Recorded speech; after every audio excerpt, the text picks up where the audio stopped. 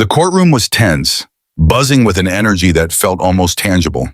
The air was thick with anticipation, whispers bouncing off the walls as the attorneys shuffled through papers and the clock on the wall ticked away the seconds.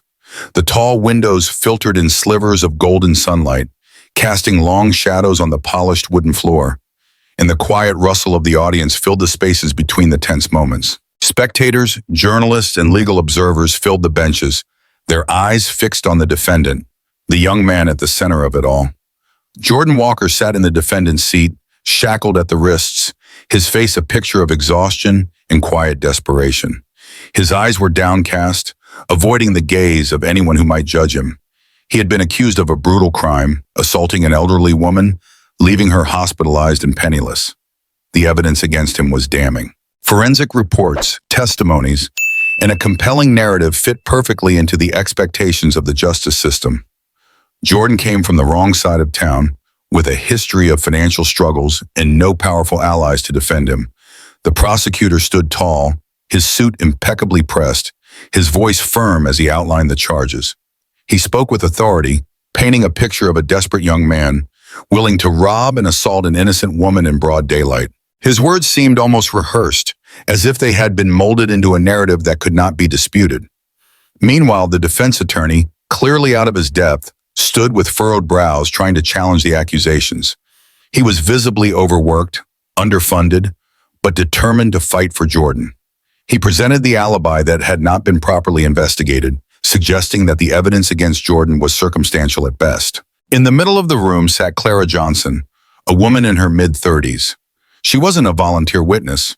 She had been called to testify, her small grocery store located near the scene of the crime. Clara had seen little of the attack, only glimpsing some movement from her window. She felt insignificant, like she had nothing of importance to add to the case. Her son, Marcus Johnson, sat beside her, quietly holding a toy car in his small hands. Then the atmosphere shifted. A new presence filled the room as a group of police officers entered, including a tall, broad-shouldered officer, Sergeant Daniel Cooper. He moved with quiet authority, his posture rigid, his expression unreadable. He was a well-known figure, respected and feared, a cop who had earned his reputation through sheer determination. Marcus, who had been quietly playing with his toy, suddenly stopped. His small fingers went slack, and the car fell to the floor with a soft clatter. Clara turned, mildly surprised by his sudden change of focus, but her son's attention was no longer on her. His wide brown eyes were locked on Sergeant Cooper, his little body tensed.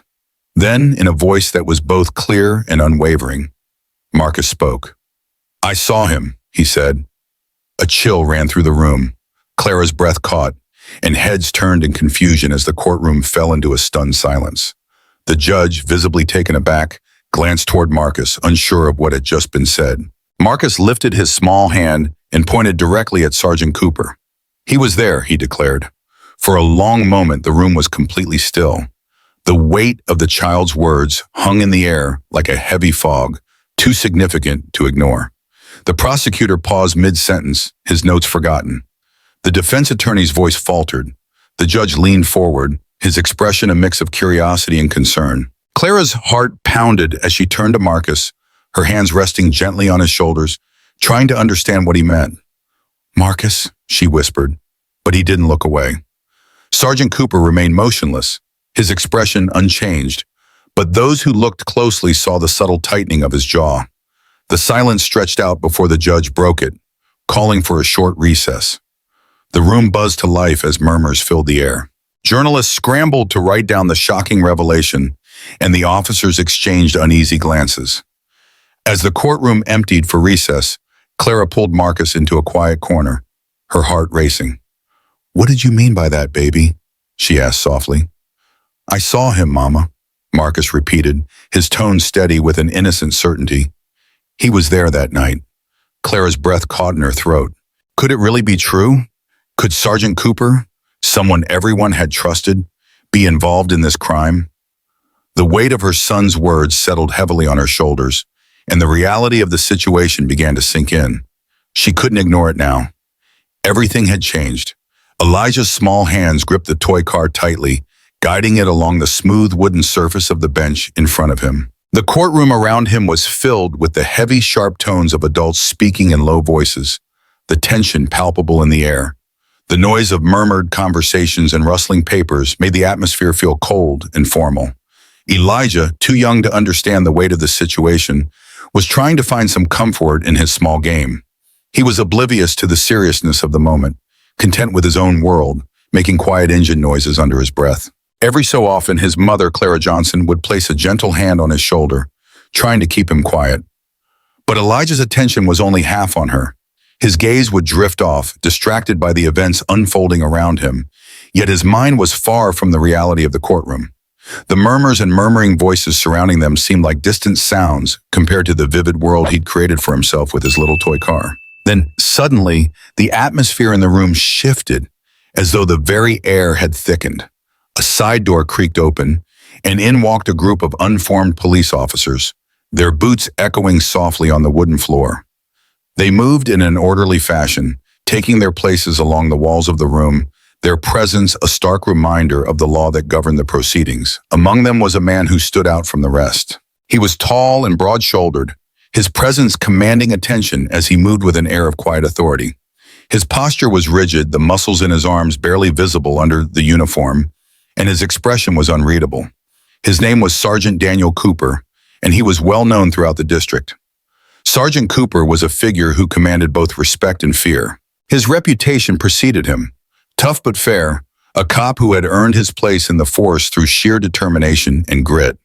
He had risen through the ranks, praised for his ability to keep the streets in check, to swiftly deal with crime, and to ensure that those who committed offenses paid the price.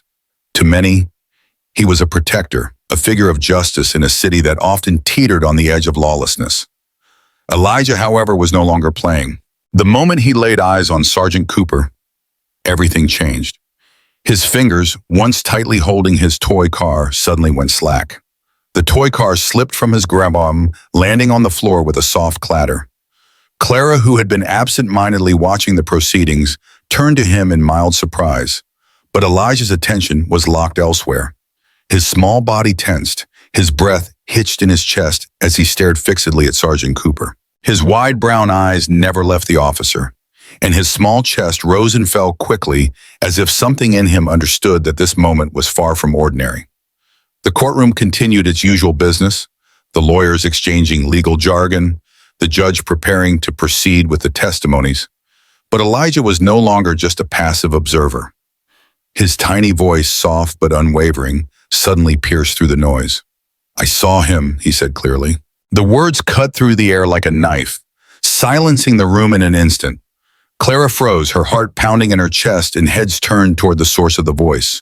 A ripple of confusion spread through the spectators as they tried to process what had just happened. The judge, visibly startled, glanced toward the boy sitting in the back. Clara's breath caught as she looked down at Elijah, her mind racing to understand what he meant. Elijah, with his small hand lifted in the air, pointed directly at Sergeant Cooper. "He was there," he said, his voice steady and unshaken.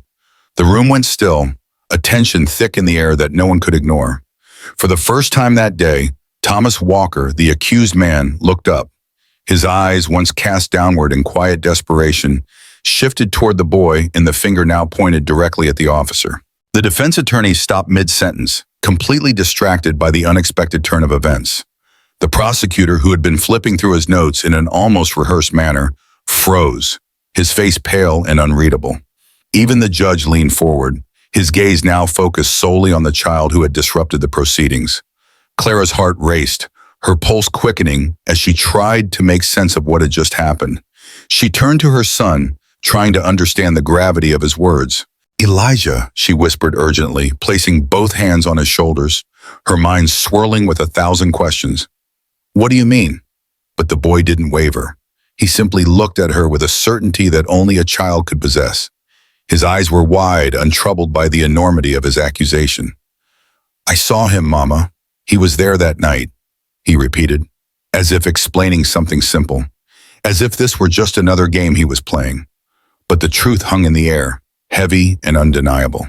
Sergeant Cooper remained motionless, his face betraying no emotion. His gaze never wavered from the child, but those watching him closely could see the subtle shift in his posture. His jaw tightened, just slightly, and he took a small, almost imperceptible step back. The silence stretched on, thick and uncomfortable, as the reality of the situation began to sink in. The officer had been accused by a child, an accusation so startling, so impossible to ignore, that it shook the courtroom to its very core. Clara's mind raced, trying to make sense of it all. Could it be true? Could Sergeant Cooper, the man everyone trusted, really be involved in something so vile? The weight of the accusation hung heavily in the air as the room remained frozen, caught in the web of uncertainty. The judge cleared his throat, his voice breaking the tense silence. "We will take a short recess," he announced, tapping his gavel firmly against the bench. The courtroom buzzed back to life. The lawyers began to shuffle papers. The press scrambled to get the story down, and Clara stood there, her heart pounding in her chest. Her son, oblivious to the storm he had just unleashed, gripped the bench in front of him, his eyes still focused on the officer who had just been pointed out. The courtroom was heavy with the tension of the moment, the atmosphere thick with whispers and the occasional rustle of papers. Clara Johnson sat quietly, her fingers gripping her son Marcus's small hand as they both waited for the next part of the trial. Marcus, only 5 years old, was far too young to understand the gravity of what was happening around him. But that didn't stop him from feeling the weight of the room. The air was filled with serious voices, the murmurs of lawyers preparing their arguments, the sharp sounds of the gavel being used to keep order. Clara glanced down at her son, who was idly playing with a small toy car in his hands. His attention wasn't fully on her, nor on the trial. Instead, he seemed to be lost in his own world, moving the car back and forth along the bench, mimicking engine sounds as he did so. Every now and then, Clara would gently place a hand on his shoulder, reminding him to be quiet. But Marcus was absorbed in his own thoughts, and his focus was half on her and half on the game he was playing. Then the door on the side of the courtroom opened. A group of police officers entered, their presence a quiet but firm reminder of the law. They moved in an orderly line, taking their places near the walls of the room. Among them stood a tall, broad-shouldered man, his posture rigid and imposing. His name was Sergeant Daniel Cooper, and he was a well-known figure in the community. He was both respected and feared, having earned his reputation for being tough but fair. Cooper had risen through the ranks of the police force through sheer determination, known for keeping the streets in check, making sure crime was swiftly dealt with, and maintaining order in a sometimes chaotic world. Marcus stopped playing, his tiny fingers slack as the car fell from his hands with a soft clatter. Clara, caught off guard by his sudden stillness, turned to see what had caught his attention. The boy's wide brown eyes were locked onto Sergeant Cooper, his small frame tense, his breath quickening as he stared at the officer with an intensity that unnerved Clara. It was as if he could sense that something was not right, something that no one else in the room had yet noticed. The courtroom continued its usual course, the lawyers exchanging legal jargon, the judge preparing for the next set of testimonies. But Marcus was no longer simply an observer. His chest rose and fell quickly as he leaned forward, and in a voice that rang clear and unwavering, he spoke. "I saw him," he said. The words cut through the room like a knife. Clara's breath caught in her throat, and the sudden silence was deafening. All eyes in the courtroom turned toward Marcus, and the ripple of confusion that spread was immediate. The judge, momentarily stunned, glanced toward the young boy, unsure of what to do. Marcus, still gripping the bench with both hands, lifted his small hand and pointed directly at Sergeant Cooper. "He was there," Marcus said, his voice as steady as if he were recounting a simple observation, completely unaware of the storm he had just unleashed. For a long moment, the room fell utterly silent. Thomas Walker, the young man accused of assaulting an elderly woman, looked up from his hunched position, his eyes meeting Marcus's. His defense attorney stopped mid-sentence, the words lost on him. The prosecutor, who had been flipping through his notes, froze, his eyes wide in disbelief. The judge, unable to keep his composure, leaned forward, his gaze locked on the child with a mixture of curiosity and unease. Clara's heart raced in her chest as she turned to Marcus, trying to understand what he meant. "Marcus," she whispered urgently, but the boy didn't look at her. His gaze remained fixed on Sergeant Cooper. The room was still, save for the faint rustling of the press trying to scribble down the shocking revelation. Sergeant Cooper remained motionless, his expression unreadable. but those who watched closely could see the slight tightening of his jaw, the small shift in his posture. He stepped back slowly, a movement so subtle that only those paying close attention could notice it. The silence was broken by the sound of the judge's gavel. "We will take a short recess," he declared, his voice shaking slightly, an indication that even he was unnerved by what had just transpired. The room erupted into hushed murmurs. Journalists quickly typed away on their laptops, trying to frame the most dramatic headline. Lawyers huddled together, exchanging urgent words. Officers moved discreetly around the room, glancing at Sergeant Cooper with a mix of curiosity and concern. Clara held Marcus's hand tightly as she stood, her body tense. She wasn't sure whether to stay or leave, but before she could make up her mind, a court official approached her. "Please wait outside the chamber," he instructed her. She nodded, her mind racing, trying to process what had just happened. Outside the courtroom, Clara crouched down to her son's level, brushing his forehead with her fingers. "Marcus," she said softly, her voice filled with urgency, "what did you mean back there? Why did you say that?" Marcus looked at her, his face full of innocent certainty, untouched by the weight of what he had just done. His hands still trembled, slightly, but his voice was steady. "I saw him, Mama," he repeated. "That night he was there." Clara's throat went dry as she swallowed hard, her mind struggling to grasp the enormity of his words. Before she could press him further, she felt a presence looming nearby. She looked up and saw the prosecutor approaching, his sharp eyes studying her and Marcus with a calculating gaze. "I'd like to speak with you," he said carefully, his tone measured. "Both of you." Clara hesitated, her instincts telling her to take Marcus and leave, to shield him from whatever was about to unfold. But there was something in the prosecutor's gaze, something about the way everyone had looked at Sergeant Cooper after Marcus pointed at him, that sent an undeniable chill down her spine. "Safe to go?" the prosecutor asked. Monica's heart raced, a cold, creeping sense of fear settling deep within her. She nodded, though she wasn't sure where they could go that would be truly safe. The prosecutor paused as if weighing his words carefully. "I'll have someone escort you home," he said, his voice firm but filled with an underlying concern. "We're making an arrest soon, but until then, don't take any chances." Monica's grip on Elijah's hand tightened, a sense of urgency pulsing through her veins.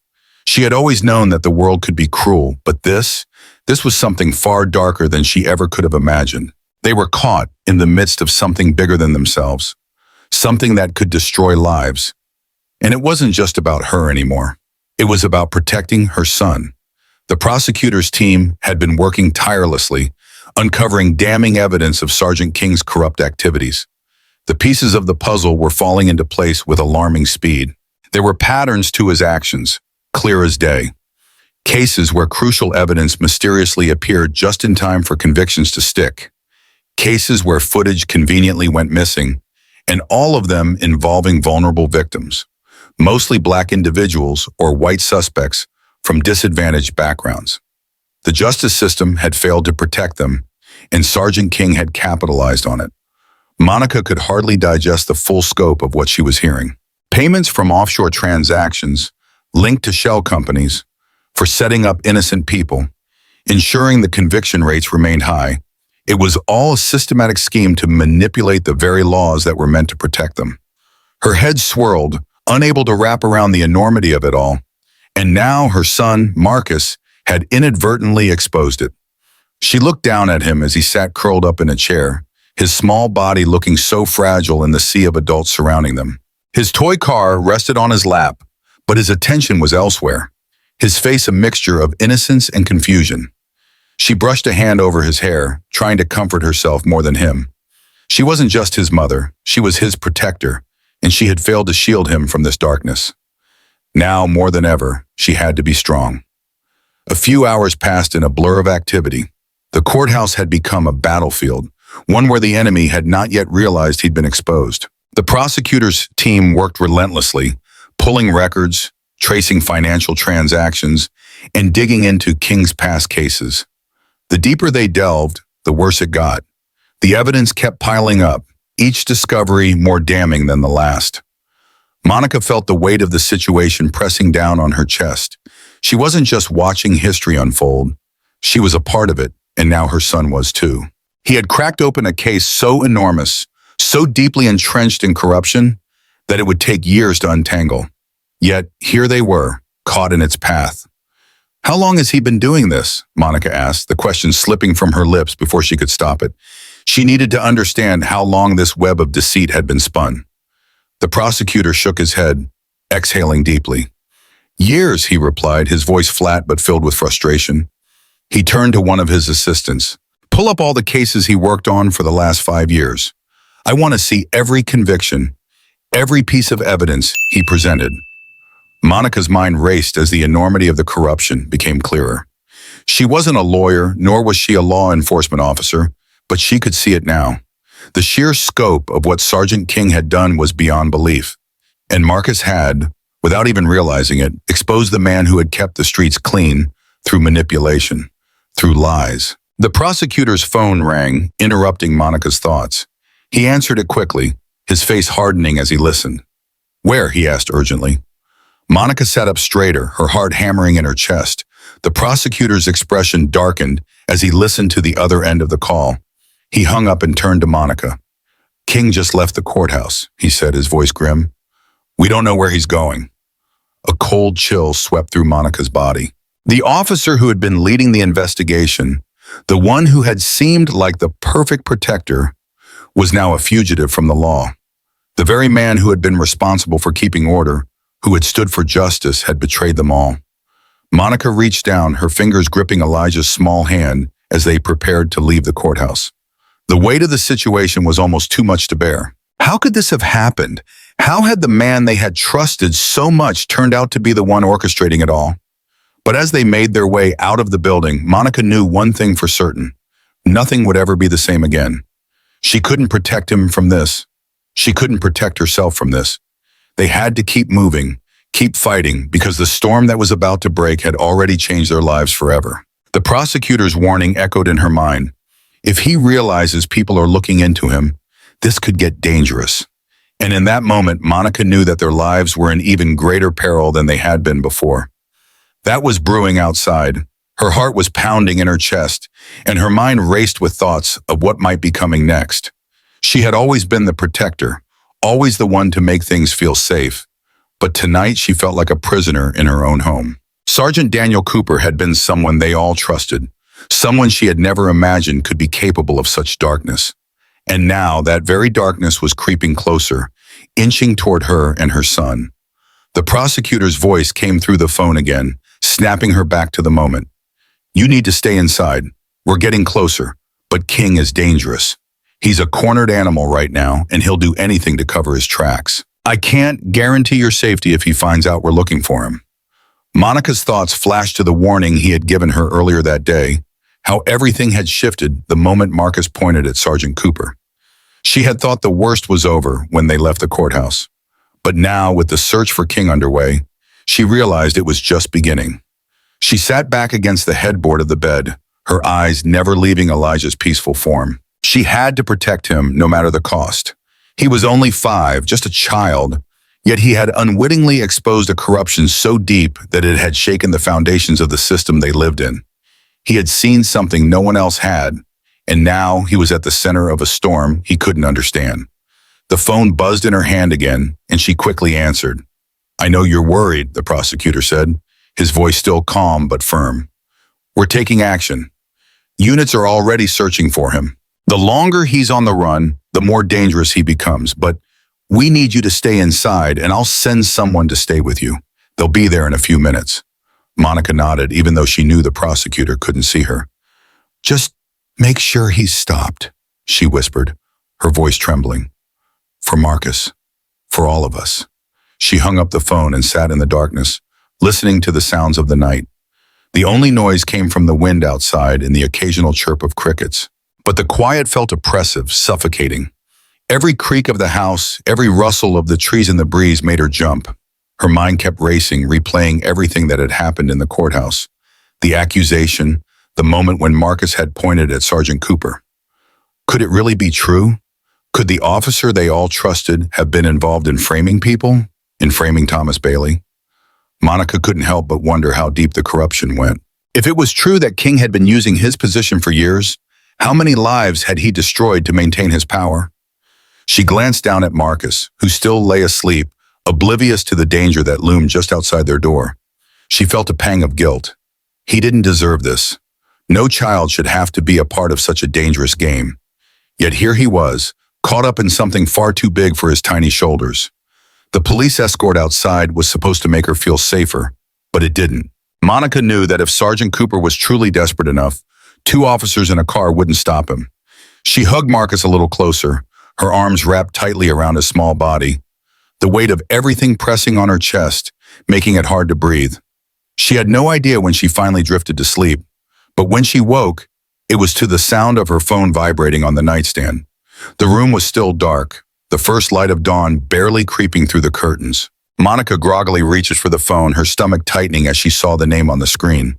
It was the prosecutor. She answered immediately, the dread in her chest building as she heard his voice. "He's gone." Monica's heart dropped. "What do you mean he's gone?" she asked, her voice barely above a whisper. "He didn't go home last night. He didn't check in at his precinct, and now he's not answering calls. We've lost contact with him."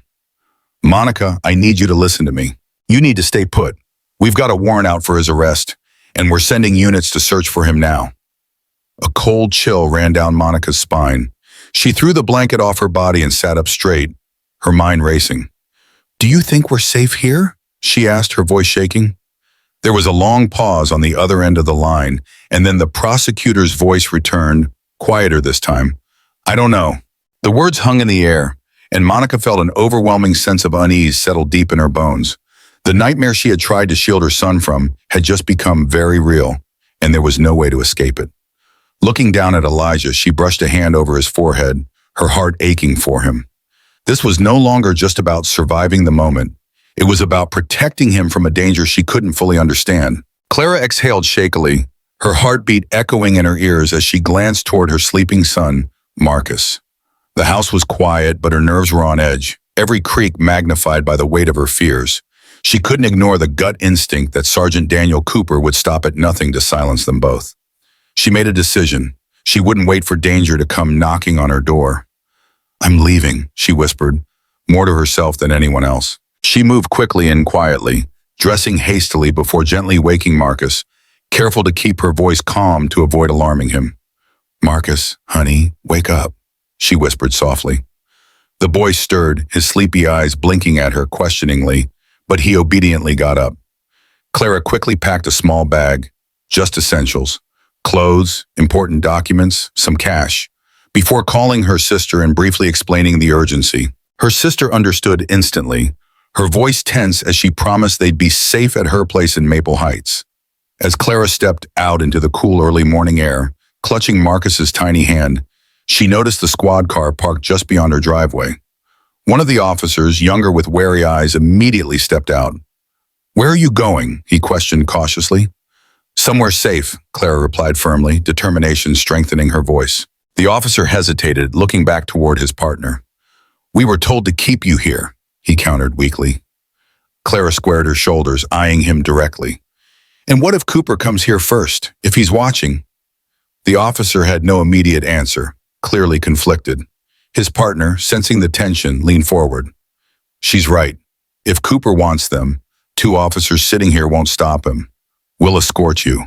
Clara strapped Marcus securely into his booster seat, climbed into her car, and pulled onto the empty streets of Westfield. The city slept quietly, streets bathed in the pale glow of dawn, yet every shadowed corner felt sinister. After traveling several blocks, she glanced nervously in the rearview mirror, and her heart tightened. Another car had appeared behind them.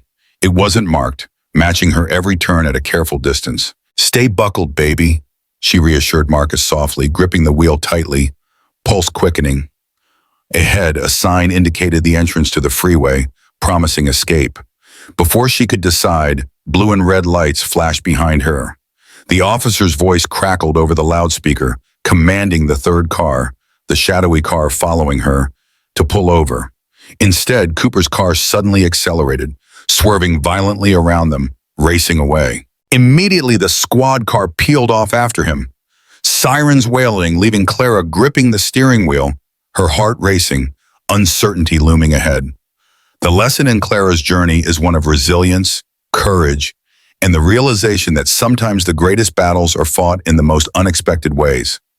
In the face of danger, Clara's first instinct is to protect her son, Marcus, and safeguard him from the unknown threat that looms over them. Despite the overwhelming fear, she chooses to act. She doesn't wait for danger to arrive at her doorstep. She takes action, making decisions swiftly and decisively, all while keeping her son calm and unaware of the gravity of the situation. The story emphasizes that even when the world feels unsafe and when the odds seem insurmountable, it's our determination to protect those we love that propels us forward. It teaches the importance of listening to our instincts. Clara's gut feeling about the danger that follows them shows the power of trusting one's intuition. Another valuable lesson is that even when faced with seemingly insurmountable odds, we can't afford to let fear paralyze us. Clara could have stayed put, waited for someone else to act, but she didn't.